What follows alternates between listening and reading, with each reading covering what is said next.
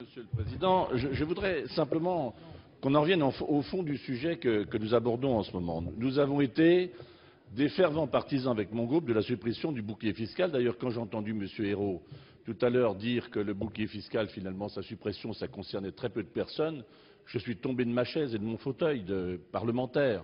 Franchement, avoir passé pendant des mois pour nous dire que ce bouclier fiscal était un avantage fait aux riches et ne même pas se réjouir du côté de vos banques de sa suppression, je trouve que ce n'est pas digne en politique de ne pas l'avoir simplement reconnu comme tel. Après tout, je voulais aussi vous le dire, Monsieur Ayrault, on ne peut pas dire aujourd'hui que ce n'est rien quand pendant des années vous avez dit que ce bouclier fiscal était un avantage fait aux riches. Je tenais simplement à vous le faire observer.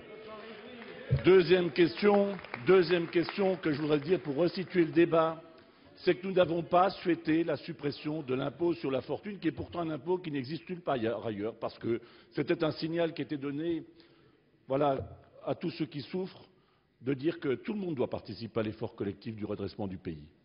Et donc le fait de l'adapter pour tenir compte de ce bouclier fiscal, le fait de l'adapter et faire en sorte que ceux qui possèdent une résidence principale puissent en être exonérés, je crois très franchement que c'est une disposition qui est juste. Et je m'étonne que vous la contestiez aujourd'hui. Quand les temps sont difficiles, il faut un minimum de concorde publique. C'est dans le contexte-là que je voudrais aborder le sujet de la justice. Monsieur Malo, vous pouvez respecter vos interlocuteurs. Seul Monsieur Sauvadet a la parole. Je voudrais dire que c'est dans ce contexte-là que nous devons nous poser des questions de justice sociale. Nous avons une question qui est devant nous, c'est que nous avons effectivement un marché de l'art qui est hautement spéculatif. Il ne s'agit pas de remettre en cause cette excellence française, de revenir à un chef-lieu de canton, pour reprendre l'expression d'un des parlementaires, en taxant abusivement le marché de l'art. Il s'agit simplement de se poser une vraie question. Nous avons aujourd'hui un marché de l'art qui est un marché hautement spéculatif. Quand vous avez vu l'évolution des œuvres d'art sur le marché, il faut quand même se poser 2 ou 3 questions. Donc on ne peut pas balayer d'un revers de main le débat que nous avons aujourd'hui. Quand vous voyez tant de fortunes, de plus grandes fortunes, françaises ou internationales, qui se précipitent sur les œuvres d'art au point qu'on assiste à des chiffres, mais qui dépassent tout simplement l'entendement, même des artistes qui sont des artistes contemporains, inscrits dans leur temps. Quand on voit une telle évolution de ces chiffres, de centaines parfois de millions d'euros, de dizaines de millions d'euros, on peut, nous, représentation nationale, balayer d'un revers de main un débat qui vise à dire que chacun doit contribuer aussi et que dans la recherche de la lutte contre la niche fiscale, qui est quand même bien une des priorités que nous sommes fixées pour qu'on préserve à la fois l'outil de travail, la compétitivité de notre pays, mais que dans le même temps, l'argent qui dort puisse être taxé, parce qu'effectivement, on ne peut pas permettre de l'enrichissement indu, en tout cas, sans que ce soit taxé, c'est une question qui mérite d'être posée à l'Assemblée nationale française au jour où nous parlons de patrimoine aujourd'hui et de sa taxation. Aussi, il y a 2 sujets qui sont devant nous.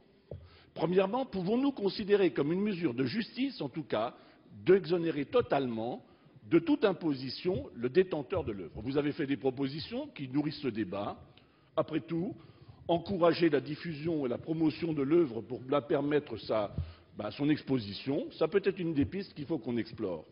Mais en tout cas, sur la plus-value qui est réalisée par ceux qui spéculent, parce que si les prix atteignent de tels sommets, ce n'est pas simplement par amour de l'art, c'est aussi parce qu'ils y trouvent un intérêt financier à le faire.